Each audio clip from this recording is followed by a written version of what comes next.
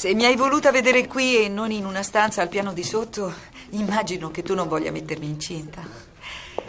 Almeno non alla vecchia maniera.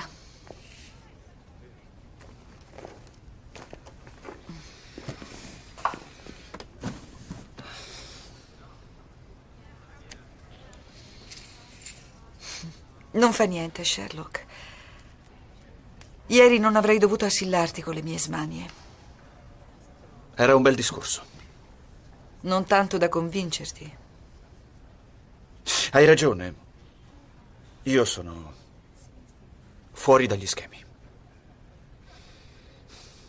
È proprio per questo che non posso farlo. Ma se il tuo carisma non lo tramandi... No, io non ho detto carismatico, ho detto fuori dagli schemi. Le cose che faccio, le cose che tu ammiri in me, non significano che io sia una persona buona.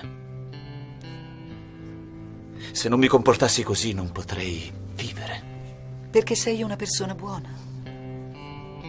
È una sofferenza, Agatha. Tutto questo. Ogni cosa che vedo, ogni cosa che sento, che tocco, che annuso. Le conclusioni che sono in grado di trarre, le cose che mi vengono rivelate, gli orrori. Il mio lavoro mi fa concentrare. È un sollievo.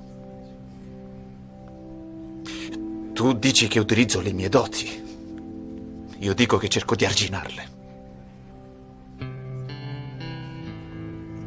Quindi non voglio, in tutta coscienza, tramandarle a un'altra persona.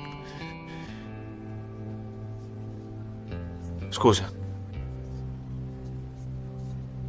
Laughter is the only thing that'll keep